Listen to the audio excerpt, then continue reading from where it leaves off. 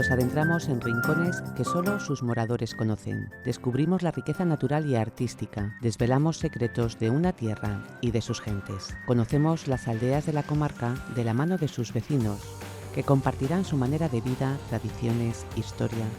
En Valdeorras, pueblo a pueblo, hacemos parada en Córgomo, tierra de poesía, música y buen vino.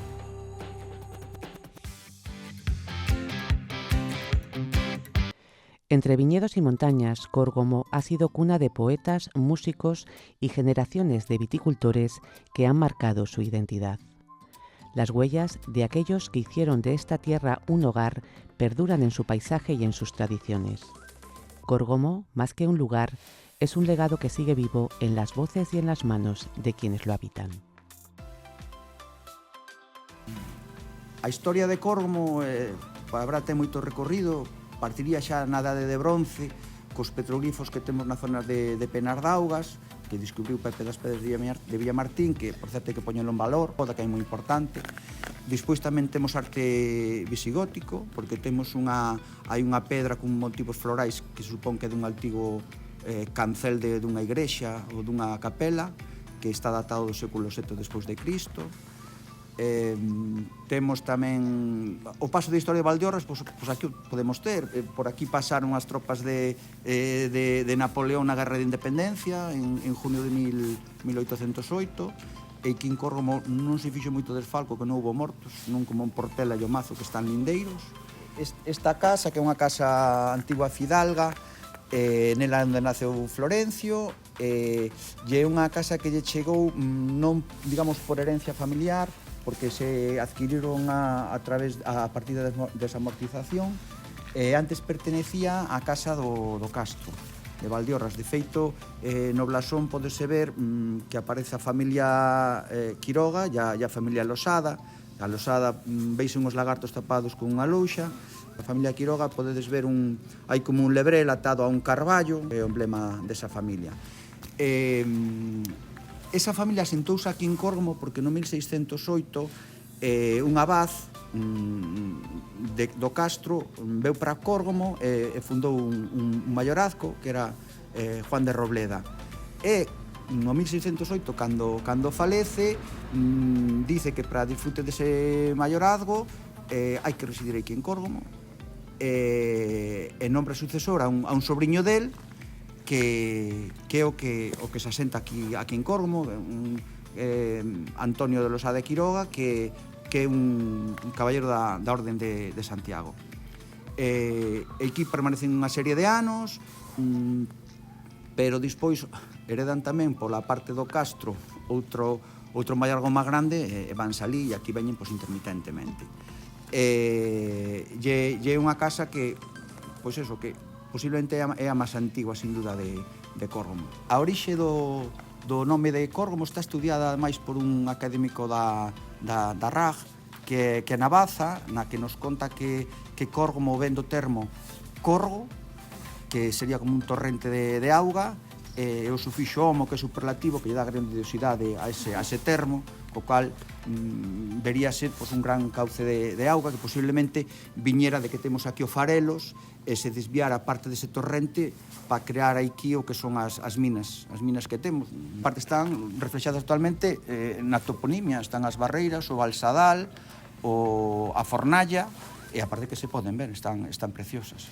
Ese cauce de auga que se colle do Farelos e que recorre todo o pobo, e despois desembocaba para facer ese Ruinamonte, é o que ahora mesmo é a Caldeira, que dá a parte nome a algún barrio de Córgomo, que é o barrio Zurrego, que por onde entra precisamente esa caldeira, que quere dicir por baixo do rego, que é onde estaba a antigua población, digamos, o antigo barrio. É a auga que alimenta as terras fértiles que temos aquí, é a auga, como decía Florencio, que amamanta as terras, pois esta mesma caldeira, que é o que lle dá, xunto cos montes mancomunados, a auga e as xentes, o que lle dá o valor a este pobo.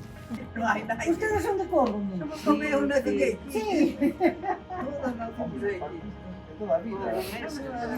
Por meses. Ahora xa... Aquí era moi de bodega, pero para imitar a... Sí, por eso. Sí, nese sentido. Había un viño, había un Antes viño. cantaban moito para os gobernos. Iban O viño novo. aos bares, E que pero... había unha xente que cantaba moi ben. Que cantaban as rubias de novo. Antiguamente cantaban todos moi ben. Ahora non é o mesmo cantar. Non practicaron. Todo cantaba. Moito, hai que me gustaba. Da mañá e foron te cantar, Sempre daban unhos claveles ao balcón. E a nadie me quero sí, bueno, Pois, e viña o repartimos os lazos. que me cantaron, teníamos 14 anos. E cantaron Miña Isabel, ten cuidado. E como A é? conocer. No, como é? Miña Isabel, ten cuidado, que non é morar que cae. É moi bonito, pero que non que la antes canción. había Ella cantó, É como sabía que lo que ela cantaba. Antes había cancións moi bonitas. Cantaba moi bien. Era ahora que non sabemos. Tudo vai co tempo. Claro, cambiou moito, sí. Cambiou. La poesía de Florencio Delgado Gurriarán se erige como uno de los pilares que mejor han sabido inmortalizar el alma de Córgomo. Su obra se convierte en un testimonio de su profundo amor por esta tierra, y es a través de sus versos que podemos comprender el latido de este pueblo. Cando en 92 se lle deu a Florencia as Letras Galegas, aquí fíxose un acto no pobo, bueno, que foi de verdad majestuoso, bueno, alabado por todos os membros da RAC, porque foi a parte popular, que era distinto que se facía. Aquí fixose o primeiro acto o presidente da Xunta de Galicia, Rueda, que se desplazou aquí. E, bueno, máis alá de que todo o que representou para Florencia, o recoñecemento, as letras galegas, fíxose pueblo, porque deuse conta que había un movimento veciñal moi grande, capitaneados por unha asociación de mulleres rurais que engalonaron o pueblo, que deixaron precioso, implicáronse colexios de toda a comarca, fixéronse lienzos, fixéronse murais, xa che digo, o pueblo estaba precioso, e sobre todo fíxose pueblo, o pueblo xa se conocía, pero conoceuse en toda Galicia, foi o foco cultural de toda Galicia e de España e do estranxeiro tamén. Foi un antes e un despois, non o Día das Letras Galegas aquí. Antes, digo, na época en que estamos, Córgomo foi, no seu momento, pero bueno, hai un momento que como todos os pueblos, Sí, vale? eu penso que iso deu un impulso, porque é o que che digo, o recoñecemento que se lle deu, esa unión que se fixo veciñalmente, e despois, claro, aquí vívese, entre outras cousas, pois da viña, do godello, a figura de Florencio, o poeta do viño, pois eso foi un impulso tremendo, claro. Ainda quedan vestixios nas casas, ainda podemos ver esas botellas con párrafos dos versos de Florencio, cos nombres dos barrios. Este amor por la tierra no solo se expresa en las palabras, sino también en la música, a través de la gaita, el bombo y el tamboril. Follas Novas ha sabido dar vida y alegría allí por donde pasaba, creando una conexión profunda entre pasado y presente. O teu pai era gaiteiro, Claro, home, foi o primeiro gaiteiro, bueno, dos gaiteiros que houve primeiro, porque primeiro houve un tal Odil. Pero meu pai, para ser gaiteiro de verdade, foi cando veu da cárcel. E a cousa da guerra, estuvo 4 anos na cárcel, ele. Que el que onde lle enseñaron a música e onde aprendeu a tocar ben, foi na cárcel por un tal don Luís Braje Villar, que era de Santiago. Era o director da banda da Lira de donde era de Berín, ou por aí desa zona. E tamén viña a tocar aquí, o pueblo daquela. E claro, ao verse ali, pois non me digas, e o meu pai, como non iba por problema ningún, que máis ben era unha cousa de jóvenes que aunque... De ideologías, era cuestión de... Non era ideología, él só vivía pa gaita. Entonces, marchou para ali, E estuvo 4 anos. Ele era gaiteiro, era todo, además todos os da cárcel, igual o carceleiro, desde o máis baixo ao máis alto, ante meu pai non había nada. Querían todo o mundo. E claro, dicían, pero este home como podía, hasta que souperon a razón e dixeron, claro, este home que non podía estar ali. E foi cando fundou Follas Novas, porque o Luís Braga Villar foi o que lle puxo o nombre de Follas Novas. Por Rosalistro de Castro, Rosalía de Castro. Entonces, dixe, o mellor nombre é ese, porque eu teño partituras, dobraje, de todo. E claro, aí foi onde empezou, e foi cando fundou a auténticas Follas Novas, que son, pois, Eloi Quiroga, Manuel López, José Dobao e Leopoldo Quiroga. Eran íntimos estes tres, mira, estes tres, este xa era outro carácter, o sobrinho. Tamén era alegre, pero estes tres eran donde foran estes, había sempre juego. Era cousa que non... Pero, porque este e estes, hasta se facían o coxo, e cosa, tú te podes facer unha idea. Iba con eles á Ribeira, eu. E marchábamos hacia o puerto. En un cuarto de hora tiñamos 20 ou 30 personas ao redor. Era algo apoteósico de ver, porque el facía cousas de maus ou calalas. E o señor José, o que facía outro, iban a par. Iban a par, e con eso era algo que é indescriptible o que se podía dicir deles. Había en Barcelona algún homenaje que facía Orense, eli estaban. E claro, eles estuveron en todos os sitios. Ele estuvo en Alemania, estuvo en Bélgica, estuvo en Suiza, ainda tiñe fotos de por ali, de toda esa xente. Tocando? Sí, foi tocando. Hasta incluso lle dixo o don Vitorino, que como era o presidente da Diputación, dixo, vamos a ver, Poldo, e agora nos mandamos de profesor a Alemania. Era un mes que lles daban. Sí. E dixo, pero o malo é, para baixar do avión, como te conocen?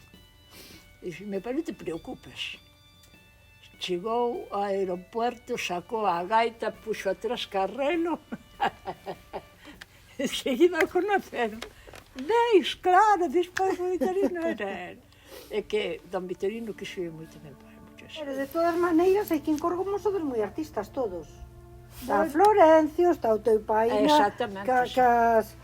ca música, ahora mesmo está aí Manolo Conde, que ten unha exposición aberta que abre todos os anos, eu creo que vai pola 9ª ou 10ª edición xa, o sea, que sodes o pueblo de xente artista. E agora as amas rurais queren expoñer no barco donde expón Lucio. Sobre costura que fixeron, porque é que a xente foi moi...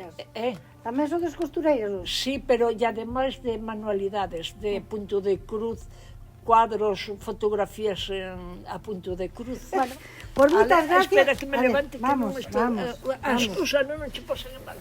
Por atendernos tamén, graciñas. La música, al igual que la poesía, se convierte en una poderosa herramienta para preservar la memoria del pueblo. Sin embargo, la historia de Córgomo también se encuentra escrita en sus monumentos, en la iglesia de Santa Comba y en los vestigios de los petroglifos que aún se encuentran en sus montes. La iglesia de Córgomo ya está mencionada en el 1095, que son datos que aparecen en el monasterio benedictino de San Pedro de Montes, y ya hubo muchas remodelaciones, sobre todo en el 1767, cuando se derrumbó la capilla mayor. Es aquí donde estamos. Es que es aquí ahora mismo donde estamos, sí. La imagen de Santa Marta es la que preside el altar mayor y asienta su pie sobre una figura quimérica, que es un dragón con cuernos y pechos femeninos, y que lleva el atributo, que es el aceite y el hisopo. Está Santa Marta, que está pisando como una figura quimérica, es como si te fijas, tiene ahí como si fuera una serpiente, una cola, unos cuernos, y es mitológica y es la tarasca, y ya aparece como que está superando la tarasca. De hecho, Florencio, en una de las poesías que tiene, dice Santa Marta Milagreira que superacha la tarasca. Y es eso. A medida que nos adentramos más en la historia, descubrimos los petroglifos y que la relación de Córgomo con la tierra va más allá de la simple labor del campo. Los vestigios de la explotación del oro nos hablan de un pasado de arduo trabajo, donde la tierra no solo fue cultivada. Córgomo é un pueblo pois que está aquí entre dous ríos, entre o río Farelos e entre o río Leira. Córgomo, o pueblo de Córgomo queda no medio. Antiguamente, fai uns 50 anos, a xente, cando quería insultar a xente de Córgomo, a xente de outros pueblos, pois chamábanlle os do Balcón de Oro. Ese apodo, ou por chamarlle de alguna maneira, pois tiña unhas raíces moito máis atrás, porque efectivamente Córgomo é un balcón de ouro. É un balcón de ouro porque está o pueblo, é un mirador encima da explotación aurífera. Temos todo este nivel desde aí hasta aquí era, desde esa altura hasta aquí, era todo o que era a montaña antiguamente. Isto todo foi vaciado, todo por aí cabaixo, hasta o Farelos foi vaciado. E deixaron, o que por onde pasa a estrada para Córgomo, deixaron os romanos como paso natural, sin facer ponte nin nada, sin explotar, e non explotaron. Se explotaran, pois estarían vaciado como isto. Pero deixaron o paso aquí, e, sin embargo, para o outro lado xa fixeron outro vaciado como este, hacia o río Leira. Este está hacia o río Farelos, e aquele está hacia o río Leira. Como facían isto? Pois aquí o que facían era unha captación de auga por este lado, pola parte do poniente, ben unha captación desde a Ponte do Robledo, aproximadamente, desde mesmo debaixo da Ponte do Robledo, tiñan unha presa, tiñan uns canles que viñan xusto por encima do pobo, por ali, por onde está o verde daquela viña, aquelas líneas, e viñan e tiñan un estanque de auga arriba onde están estas fincas debaixo mesmo das casas. E despois temos outra cousa, e aquí chaman a Aira do Castro. E é un testigo, xa vendes, meteron a minería por todos os lados, está eso. Ves, ese burato por aí, pois esta trinchera é o foso deste castro. A Aira do Castro porque é o poblado mineiro. Eles vivían aquí, os que traballaban na mina vivían aquí, e tiñan o traballo ao lado da casa. E aí abaixo chamanlle a fornalla, porque era onde tiñan os fornos para facer as ferramentas, e salen escouras, e salen de todo, de explotar o ferro e de traballar o ferro, porque tiñan unha industria siderúrgica, porque lle facía falta material, facíalle falta ferramentas para traballar, picos, palas, ponteiros e de todo. Bueno, pois aquí estamos, chamamos os petroglifos do bosque, porque o sitio aquí chaman o bosque, naturalmente. É un camiño que une esta zona até aquí de Valdegodos con Arcos, vai salir aí onde o cementerio de Arcos, o camiño este, e xusto aquí ao lado pois, encontramos un afloramento de roca conglomerado, pois o conglomerado pois, é unha rocha pois, máis ou menos casi como o terreno terciario que vimos en Córgomo. Está formada por cantos rodaos, óxido de ferro e arena. O que pasa é que a cantidad de óxido de ferro que ten fixo que se solidificara a roca esta, o óxido de ferro fixo como de cemento. Entonces é un hormigón natural, bastante duro, pero ao mesmo tempo fácil de traballar en todas as épocas. Entón empezamos no bronce a facer nas partes onde as riadas eran pequenas e a arena é fina, non arrastraba cantos rodaos. Entonces esas superficies tan lixiñas aproveitaron na idade do bronce para facer os petroglifos. Pero noutras épocas, como por exemplo en época romana ou na Edade Media, pois quitaron bloques daqui, porque non temos todos os petroglifos que tiña que haber. Temos un algo do que houbo, do moito que houbo. Porque se vos fixandes, aquí temos unhas cuñas de canteiro en línea para quitar bloques. Entonces aquí a iglesia de Arcos, o o retablo pétreo que temos na igrexa de Arcos foi quitado daqui. Esta é a mesma roca que ten a iglesia de Arcos, que teñen os pazos daqui de Valdeorras e que teñen a maioría das igrexas, a de Arnado, a de Valencia, a de Penouta, todas teñen este tipo de roca. Entonces, veixe que fracturouselle un pouco ao meterlle as cuñas, en vez de salir o bloque, non recortaron e reventoulle para arriba. Aquí temos outra tamén que reventou outro cacho. Pero aquí si sacaron o bloque, que se ve o rectángulo do bloque quitado. Amigo. Temos aquí un bloque, temos a continuación outro, que estas pedras son soltas, pero aquí temos o bloque que chega desde aquí hasta ali. Rebeixaron todo ao redor, meteronlle as cuñas e saliu inteiro. E por aquel lado tamén temos o mesmo. Aquí así temos o mesmo. Picaron todo ao redor, meteronlle as cuñas por o lado da lá e levantaron a parte lisa de arriba. Porque a parte de abaixo, con canto rodao grande, como se ve nas épocas de moita chuvia que arrastraba canto rodao, iso non lle valía para traballar para sillares. Entonces aquí o que temos son uns petroglifos que están formados a maioría por cazoletas, ou sea, coviñas, que lle chamamos en galego, con unhas líneas que parecen serpes, con uns círculos concéntricos, varios círculos.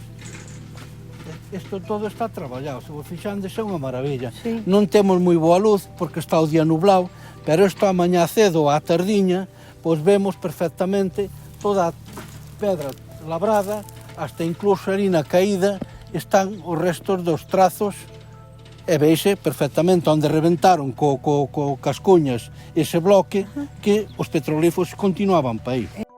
El arte sigue siendo una forma de expresión viva en Córgomo, gracias a Manuel Conde y su iniciativa Córgomo Arte.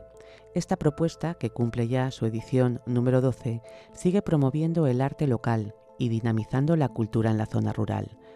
Empezamos no 2007, un colectivo así que se formara por tamén unha iniciativa de estar todos xuntos a todos os artistas. Estaba Iván Prieto, Torino, Enrique Barreiro, Enrique Rey, eu, non sei se me queda algún máis por aí, pero bueno, máis ou menos ese grupo. Entonces de aí fixéramos un intercambio a Barcelona con Anxo Baranga. Fóramos ali que tiña unha sala de exposición que tiña en Xirar. Entón fixemos un intercambio, eles viñeron aquí ao barco e nós depois fomos a Barcelona. E desde esa, pois, depois xa nos separamos e quedamos Vitorino e eu e xa está hoxe. Contanos un pouco como nace o vosso sentimento, o teu sentimento pola arte, como comezas? Pois o culpable de todo pois é Vitorino. Foi el que me meteu este lío no que estamos metidos, pero bien. Foi el que me levou unhas mangos dunhas cañas para pescar. Fíxomos, eu fixenlle unha réplica, digamos así, unha réplica, salíronme medianamente daquela maneira, bueno, pois venga, a partir de aí, a funcionar. Pero vamos, isto é o taller, temos aquí pois, unhas cousiñas que temos aquí para expoñer, xente que ven, que che compra, e ten espeso, isto, pero a exposición en sí está noutra. Cada edición de Córgomo como arte, como a plantexades? Pois depende como... Por temática, por... Claro, sí, por temática, pero depende como vaya, digamos, é de última hora, digamos, Vitorino xuntámonos de última hora, como vai o país, como vai a cousa, e tiramos por aquí ou nos vamos para lá.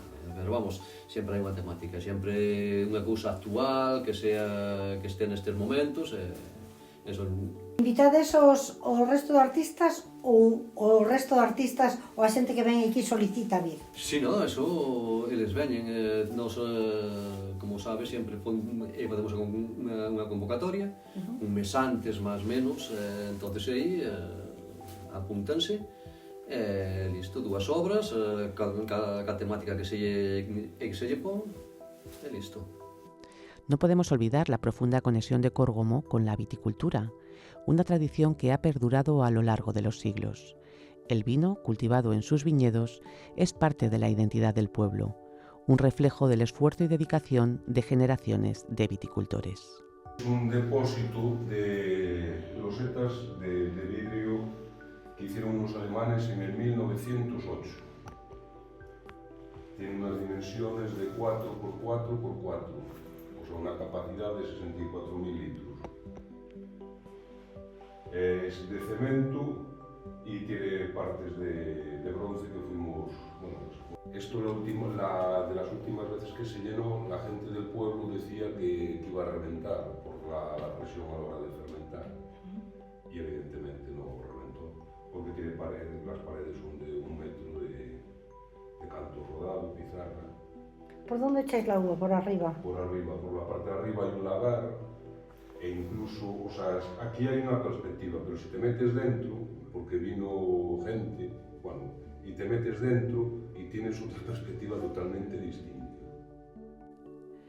Así, Córgomo se presenta como un lugar donde el arte, la poesía, la música y la viticultura se entrelazan para formar una rica herencia que se transmite de generación en generación. A través de sus tradiciones y sus paisajes, este pueblo sigue vivo en las manos y en las voces de quienes lo habitan. En Córgomo, el pasado nunca se olvida, sino que sigue latiendo lleno de memoria y orgullo. Nos vemos en la próxima parada de Valdeorras, Pueblo a Pueblo.